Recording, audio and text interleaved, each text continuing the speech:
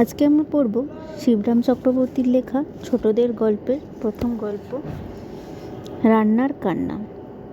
পাকা রাঁধুনি কাকে বলে আমি ঠিক জানি না, তারা সবাই আমার কল্পনার বাইরে। তবে আমাদের প্রিশিলাকে বোধহয় বলা যায়। আমার দিদি শ্রীমতী সুশীলা সুন্দরী পাকা রাঁধুনি একজন, একেবারে গাছ পাকা। তাকে নিয়ে আমার জেঠিমার দুঃখ ছিল। মেয়েটা রান্না বান্না নিয়েই মূলো, চুল বাঁধবার সময় পায় না। কেন, যে রাধে সে কি আর চুল বাঁধে না? সুশীলা সুন্দরীর কন্যারত্ন। সুন্দরী প্রিশিলা হয়ে মায়ের ঠিক উল্টো। রাত দিন আপন মায়ায় বিভর, নিজের শ্রীমুখ আর কেশকলাপ নিয়েই বিব্রত। আর তাই নিয়ে আমার দিদির রাত দিন অভিযোগ। কেন, যে চুল বাঁধে সে কি রাঁধতে পারে না? গেরস্থলীর কাজ করতে গেলে চুলে একটা গেরো দিয়ে কেবল শুধু রান্না কেন, সময়ে সময়ে থালি মাজার কাজেও লাগতে হয়। কিন্তু প্রিশিলা বোধহয় কোনোদিন গেরস্থালি করতে পারবে না, অন্তত ঠিক ওইভাবে নয়। আমিও তাই জানতাম, কিন্তু সেদিন তাদের বাড়ি গিয়ে আমাকে অবাক হতে হয়েছে। প্রিশিলাই অবাক করে দিয়েছে আমায়। কলিং বেল টিপতে প্রিশিলাই ছুটে এলো, দরজা খুলে দিয়ে বললে, দাঁড়াও মেজো মামা, কাউকে বলো না কিন্তু, আমি একটা কাজ করছি। হ্যাঁ, প্রিশিলা কাজ করছে? আমাদের প্রিশিলা? ঘোষণা বিরুদ্ধ কোনো কাজ নিশ্চয়ই। সে কথা আর বলে দিতে হয় না। কাউকে বলবো না বটে, কিন্তু আমায় বলতে হবে। আমি বললাম, তোমাকে বলবো বলেই তো আগে থেকে বারণ করেছিলাম। রাঁধছি আমি, বলল প্রিশিলা। কি সর্বনাশ! দিদি কোথায়? পাছে হাত মুখ পুড়িয়ে বসে সেই ভয় হয় আমার। মা বাড়ি নেই বলেই তো সুযোগটা পেলাম, নইলে রান্নাঘর কি আর ফাঁকা পাওয়া যায়? আমার অনেক দিন থেকে মনে মনে ইচ্ছে যে একটু রাঁধি, কিন্তু মার বকুনির ঠেলায় আর যত রাজ্যের রান্নাবান্নার জ্বালায় কি রাঁধতে ইচ্ছা করে? তুমিই বলো না মেজো মামা।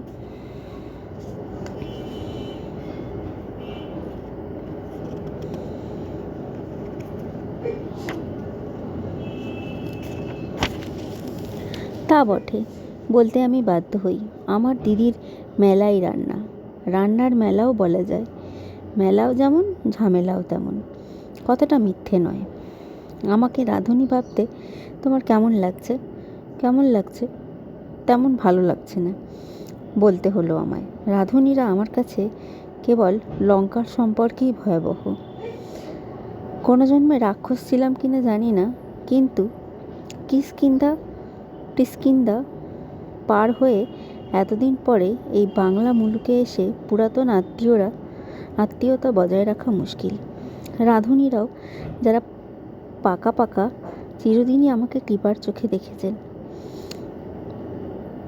লালসার উদারতায় দশানন হলেও উদরস্থ করার অক্ষমতায় আমি রাক্ষসাধম। রাঁধুনিরা দেখেছি প্রথমে জিভে জল আনলেও পরে কেবল চোখের জলই টানেন, ঠিক আচারের মতন নন। তাদের আচরণ আম, কুল, তেঁতুল ইত্যাদি সদাচার বিরুদ্ধ। এই আমার চিরকালে অভিজ্ঞতা। আমি তোমার তেমন রাঁধুনি নই, রীতিমতন বই দেখে রাঁধি, বুঝলে, বলল প্রিশিলা। বেশ একটু সগর্বেই বলল যেন। মার মতো নয় যে, যা মনে এলো এলোপাতাড়ি রেঁধে দিলুম, তারপর মর তোরা খেয়ে খেয়ে। আমি সায় দিয়ে বলি, আর কেঁদে কেঁদে। সেই সঙ্গে আমার সকরুণ অনুযোগ করতেও দ্বিধা করি না। যা বলেছ মেজো মামা, আমার তো মার রান্না খেয়ে শ্বশুরবাড়ি চলে যাওয়ার ইচ্ছে করে। তাই না কি? কবে তোর বিয়ে হলো? কোনো খবর দিলি না তো তোরা? নাকি আমি কোনো প্রেজেন্ট দিতে পারি না, কেবল নিজে প্রেজেন্ট হতে পারি, সেই জন্যই ডাকিসনি আমায়? তা বিয়েটা হলো কোথায় শুনি? হয়নি এখনো, কিন্তু হবে তো, প্রিশিলা আমাকে আশ্বাস দেয়। হতো তো একদিন, হলে হয়। আমি দীর্ঘশ্বাস ফেলি। যখন রাঁধতে শিখেছিস, যদি তারা কেউ খবর পায়, টের পায় যদি, তার মানে ভালো রান্না যেমন অনেক দূর গড়ায়, তেমনি তার সৌরভ অনেক দূর ছড়ায় তো। কানে শোনার আগে যদি নাকেই তারা টের পেয়ে যায় তাহলে এমন বউ ঘরে এনে নাকাল হতে চাইবে কি আর? কি যে বলো তুমি, একবার চেখে দেখো আমার রান্নাটা, হোক আগে, তখন বলতে হবে না। আরও একটুখানি দাও,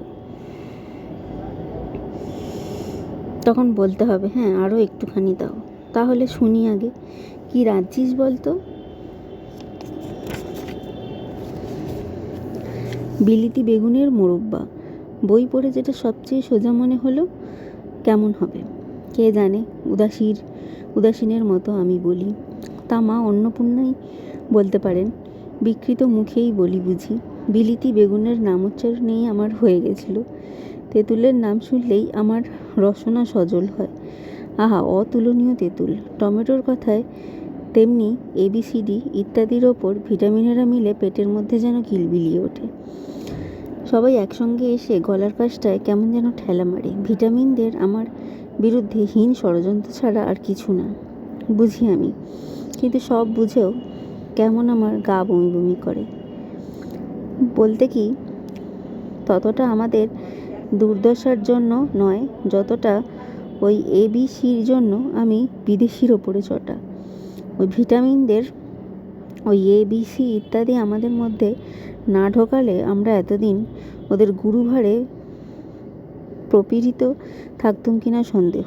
তবে ওদের ঘাট থেকে নামিয়ে দিতাম, কবে ওদের ঘাট থেকে নামিয়ে দিতাম। হায়, বিলেত থেকে এসেছে আমাদের বৈগুণ্য আর ওই বেগুন, বিধাতার চক্রান্ত ছাড়া কি? খেলে তো জানবে, খাও আগে। প্রিশিলার ভরসা পাই। আচ্ছা, এসে খাবো, পরে খাবো এসে, এখন আমার একটু কাজ আছে, সেরে আসি আগে সেটা।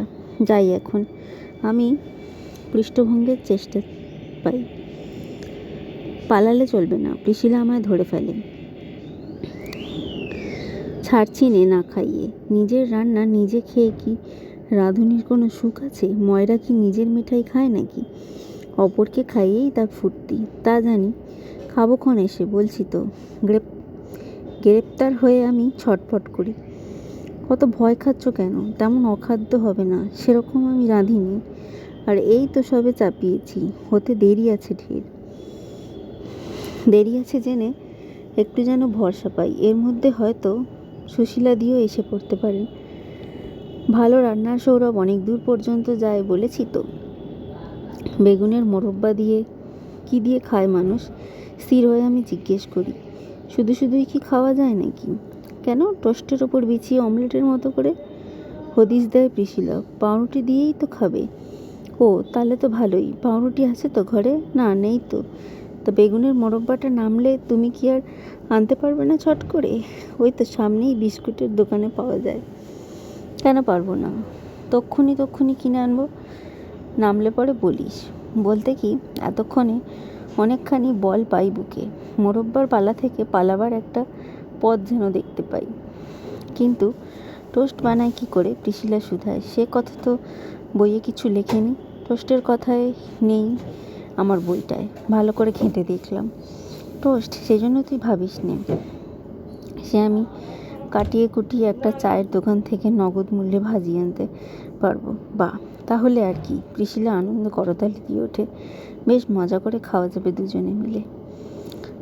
প্রিশিলার বা সম্বোধনে প্রথমে ঘাবড়ালেও, মার ডবল হলেও বাবা দেরা হতে পারে এই ধারণাটা আমার আদেও ছিল না। অচিরেই আমি উৎসাহ বোধ করি। হ্যাঁ, বেশ মজা করে। ওর মতো লাফাতে ঠিক না পারলেও আমার অকৃত্রিম উল্লাস দেখা দেয়। ভালো কথা। হঠাৎ আমার মনে পড়ে, বেগুনের মধ্যভাগটা বাদ দিয়েছিস তো? কেন বলো দেখি? আরে, ও কি খায় নাকি মানুষে? খায় কখনো? নেহাত অখাদ্য যে। মোটেই বেগুন নয় মশাই, টমেটো।